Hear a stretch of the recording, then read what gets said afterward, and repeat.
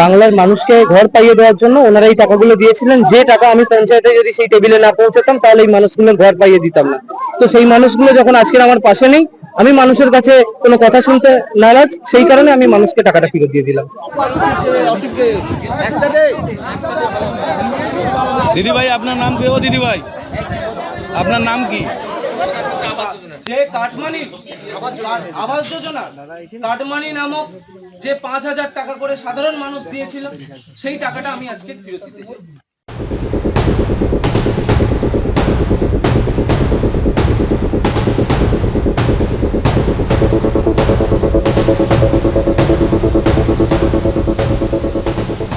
ভাবুন একবার, যে নেতার ভয়ে একসময় গোটা এলাকা কাঁপতো, আজ তিনি ধরা সবাই হাত জোর করে বলছেন আমার ভুল হয়ে গেছে, আপনাদের টাকা আপনারা ফেরত নিয়ে নিন। হ্যাঁ, কোনো সিনেমার গল্প নয়, রাজনীতির হাওয়া বদলাতেই একেবারে লাইভ ম্যাজিক ঘটে গেল সুন্দরবনের নামখানায়। ক্ষমতার সমীকরণ একটু ওলটপালট হতেই টেবিলের তলা দিয়ে নেওয়া কাটমানির টাকা সোজা চলে এলো গরিব মানুষের পকেটে। কিন্তু কেন হঠাৎ এই ভুল বদল? কোন রাঘববোয়ালদের নাম লুকিয়ে রাখতে নিজের আর পরিবারের প্রাণ ভিক্ষা চাইলেন এই তৃণমূল নেতা? ঘটনাটি ঘটেছে দক্ষিণ 24 পরগনার সাগর বিধানসভার শিবরামপুর গ্রাম পঞ্চায়েতের পাতিবুনিয়া এলাকায়। অভিযুক্ত নেতার নাম মাধবচন্দ্র লায়া, যিনি স্থানীয় তৃণমূলের একজন পঞ্চায়েত সদস্য। আপনারা তো জানেনই, গরিব মানুষের মাথার উপর একটা পাকা ছাদ দেওয়ার জন্য সরকার আবাস যোজনার টাকা দেয়। কিন্তু আমাদের রাজ্যে পেশিমনির আমলে কি ঘুষ ছাড়া কোনো কাজ হতো? অভিযোগ, এই মানুষগুলো যখন আবাস যোজনার দ্বিতীয় কিস্তির টাকা পাওয়ার সময় এলো, তখনই থাবা বসালেন এই নেতা। দ্বিতীয় কিস্তির টাকা ব্যাংক অ্যাকাউন্টে পাইয়ে দেওয়ার নাম করে 45 জন উপভোক্তার প্রত্যেকের কাছ থেকে 5,000 টাকা করে কাটমানি বা ঘুষ নেওয়া হয়েছিল। অর্থাৎ গরিবের রক্ত জল করা প্রায় 2.25 লক্ষ টাকা চলে গিয়েছে নেতার পকেটে। ঘরের জন্য টাকা নিয়েছিল 5,000 করে ঘর পিছু। পঞ্চায়েত মেম্বার এখন কি প্রথমে 60,000 টাকা ঢুকে দিয়েছে, তারপরে কিস্তি 60,000 টাকা, তারপর কিস্তি যখন 60,000 টাকা আমরা পাবো তখন হুমকি দিলে যে 5,000 টাকা দিতে হবে, না হলে দ্বিতীয় কিস্তি ঢুকবে না। আমরা একটা গরিব মানুষ, যদি 60,000 টাকা যদি না পাই তাহলে আমাদের বিশাল ক্ষতি। তখন ভাবলো যে 5,000 টাকা দিয়ে দিব, 55,000 টাকা তাও হাতে পাবো, এইভাবে আমাদের টাকা দেয়, এই হুমকি দিয়ে টাকা নিয়েছে আমাদের। হ্যাঁ, দ্বিতীয় কিস্তি টাকা হ্যাঁ পেয়েছি। আজকের ওই কাটমানি দিয়েছিল 5,000 টাকা করে ঘুরিয়ে দিল। হ্যাঁ, কতজন দিয়েছে আমি তো বলবো না, আমি দিয়েছি আমারটা বলতে পারি। হ্যাঁ, কিন্তু কথায় আছে না, পাপের ঘোড়া একদিন না একদিন পূর্ণ হবেই। রাজ্যে রাজনৈতিক পালাবদল ঘটতেই পরিস্থিতি এক রাতের মধ্যে বদলে গেল। এতদিনের চেপে রাখা ক্ষোভ নিয়ে সোজা মাঠে নেমে পড়লেন স্থানীয় গ্রামবাসীরা, আর তাদের পাশে এসে দাঁড়ালো স্থানীয় বিজেপি নেতৃত্ব। গত রবিবার পাতিবুনিয়ার একটি স্কুল মাঠে বসলো এই মহাবৈঠক। চারদিকে শয়ে শয়ে মানুষের চিৎকার, আর তার মাঝখানে দাঁড়িয়ে কাঁদছেন পঞ্চায়েত সদস্য মাধবচন্দ্র লায়া। কোনো উপায় না দেখে ক্যামেরার সামনে নিজের ভুল স্বীকার করলেন। সবাই জানেন টাকাটা ক্যাশে দিয়েছে, কেউ অনলাইন কিংবা ইউপিআই ট্রানজাকশন করেননি। ওই টোটাল ক্যাশ টাকা দফায় দফায় আমি পঞ্চায়েতের টেবিলে পৌঁছে দিই, যার জন্য ওখান থেকে সবাইকে সহযোগিতা করে তারপরে করে। যতক্ষণ না আমি ওখানে পৌঁছাই ততক্ষণ আমাকে এরকমও বলা হয় তাহলে কাজ হবে না। সেই কারণে আমি কিন্তু পঞ্চায়েতে টেবিলে সেখানে পৌঁছে দিই। যারা মাথায় বসে আছে আজকের দিনে, যারা আমার এই রকম পরিস্থিতিতে যারা আমার পাশে নেই, সেই সমস্ত ব্যক্তিবর্গ আজকে এর জন্য দায়ী। এবং আমি এই জায়গায় দাঁড়িয়ে আজকে সবাইকে এই সত্য কথাটা বলে গেলাম। তবে আমি তাদের টাকাটা যেহেতু জনগণ আমাকে দিয়েছে, আমি এই জায়গায় দাঁড়িয়ে আমি নিজের টাকা দিয়ে আমি সব সাধারণ মানুষকে সেই টাকা কিন্তু আজকে আমি এই জায়গা থেকে। আর তারপর ভরা সভায় তার চোখের সামনে ওই 45 জন উপভোক্তার হাতে গুনে গুনে সেই কাটমানির টাকা ফেরত দিলেন তিনি। যে টাকা একসময় জোর করে কেড়ে নেওয়া হয়েছিল, তা আজ মাথা নিচু করে ফেরত দিতে বাধ্য হলেন।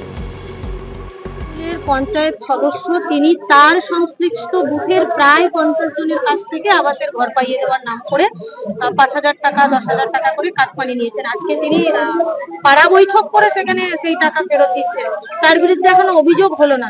কি বলবেন, কিভাবে দেখছেন? দেখুন, আমরা দেখেছি যে ওই ছেলেটি নিজের দোষ স্বীকার করে গ্রামবাসীদের যাদের কাছ থেকে টাকা নিয়েছে সে ফেরত দিয়েছে।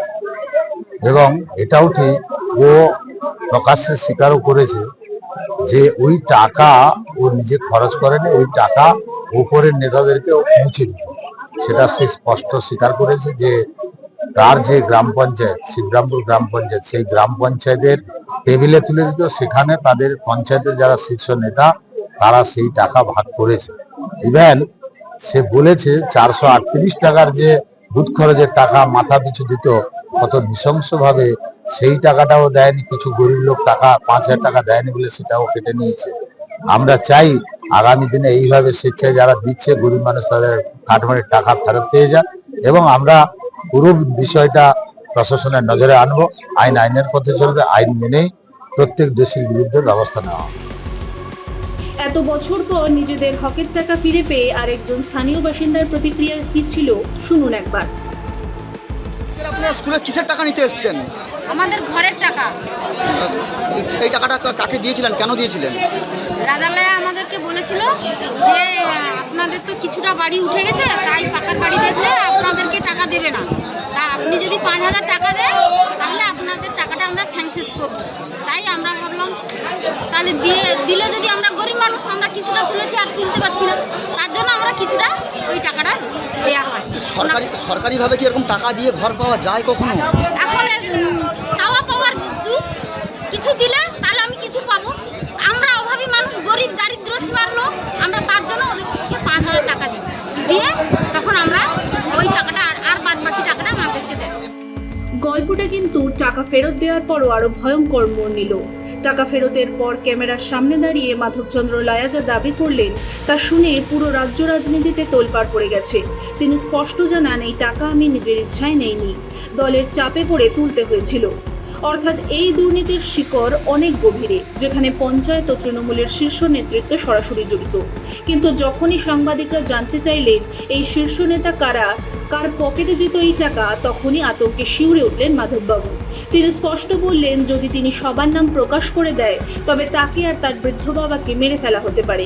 ভাবুন একবার, চুরির টাকা ফেরত দিয়েও আজ নিজের ও পরিবারের নিরাপত্তা নিয়ে চরম আতঙ্কে দিন কাটাচ্ছেন এই পঞ্চায়েত সদস্য। আমি মার্ডার হয়ে যেতে পারি, আমার প্রাণহানির আশঙ্কা রয়েছে। তো আমি বলে দিয়েছি, আপনারা যথেষ্ট বুঝদার, আপনারা বুঝে যাবেন। কিন্তু আমি চাইবো না নিশ্চয়ই আমার বাবা মার্ডার হোক। তো তথাপি আমি সেই কারণে, কিংবা আমার উপর দিয়ে কোনো ক্ষতি হোক, সেই কারণে আমি আমার জায়গায় বহাল থাকছি। সবচেয়ে আশ্চর্যের বিষয় হলো, এত বড় একটা লাইভ নাটক হয়ে গেল, প্রকাশ্য সভায় লাখ লাখ টাকা ফেরত দেওয়া হলো, অথচ এখনো পর্যন্ত থানায় কোনো লিখিত অভিযোগই দায়ের করা হয়নি। এখন বড় প্রশ্ন হলো, আজ নামখানার ক্ষমতা পরিবর্তন হওয়ায় মানুষ টাকা ফেরত পেলেন, কিন্তু রাজ্যের বাকি জায়গায় যে কোটি কোটি টাকার কাটমানি নেতাদের ঘরে বন্দী হয়ে আছে, সেগুলো কবে ফেরত আসবে? এই যে ছোট নেতারা ভয়ের চোখে আসল রাঘব বোয়ালদের নাম বলতে পারছেন না, এই ভয় কি কোনোদিনও কাটবে? আপনাদের কি মনে হয়, এই চুনোপুটি নেতাকে আড়াল করে আসল অপরাধীরা কি পার পেয়ে যাবে? কমেন্ট সেকশনে আপনার মতামত অবশ্যই জানান। ভিডিওটি ভালো লাগলে বন্ধুদের সঙ্গে অবশ্যই শেয়ার করে সত্যিটা সবার সামনে নিয়ে আসুন।